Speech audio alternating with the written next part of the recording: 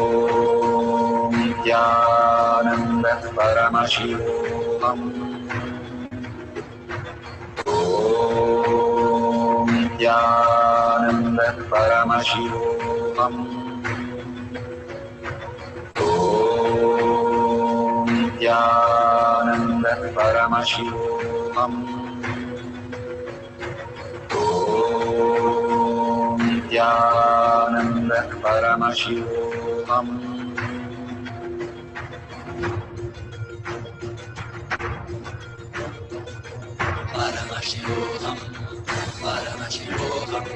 Let Paramashiva's third eye manifest in all our third eyes. Let the Amrita pool, let the Vani open up, manifest in all of us.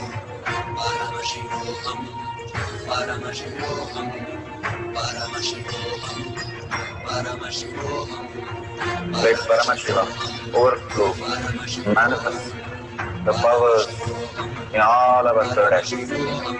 Om Nityananda Paramashivoham. Om Nityananda Paramashivoham. Om Nityananda Paramashivoham. Om Nityananda Paramashivoham. Om Nityananda Paramashivoham. So beautiful. Whatever you have experienced, now is the sharing time. You can show your gratitude, all that showering you received, all that boons and blessings and powerful cognition that you received. At least write a one line of what powerful cognition caught you, and the showering and the blessing, thanking Bhagwan for the deepest, from the deepest gratitude for whatever he's offering you. And all these powers and powerful cognition surrender to Bhagwan's lotus feet. Enriching is the causing, is the only way, Bhagwan says, the collective integrity can happen. The conscious sovereignty can flower in you, because you are nothing but a manifestation of everything. The powerless space and impossible space that you have on others is nothing but a reflection from you. Everybody comes in the shapes and forms and sizes of your incompletion. Holding that as a primary cognition and completing with them and sharing this beautiful space of oneness again and again in the social media, Bhagwan says, will manifest your reality, removing all that impossibilities. So please go ahead and share with in tinyurl.com/powermanifestation. And if you see the $sign at the end of YouTube, contribute to Kailasha. So many of you are contributing. Thank you so much. And whatever you have contributing to Kailasha will only bring abundance and auspiciousness in you. More and more in that space, when you have a deep wish and you contribute, simply you flower into the higher reality. How Sudama, just by offering what he offered is only flattened rice, but he got a castle and a kingdom. That's because the earning space that he had and surrendering space that he had with Krishna, the more he ate, Krishna, more he ate, more was showered on him. So whatever you have, the deep gratitude, in that gratitude offer whatever as your currency, a single unit of your currency, and simply see how much of showering happens as your reality. Thanking each and every one of you here for being here and manifesting all the powers of Paramashiva. Go ahead and share it in tinyurl.com and tag it to your friends and families. And thanking you, let's end this session with the Purna Mantra. With a deep gratitude and earning space, chant the Purna Mantra. Om Purnamada Purnamidam Purna Purnamudashyate Purnasya Purnamataya Purnameva Vashishyate. Om Shanti Shanti Shanti. Hari Om Tat Sat Sarvam Bhagavate Sri Nityananda Paramashivam Paduka Arpanamastu. Om Nityanandam.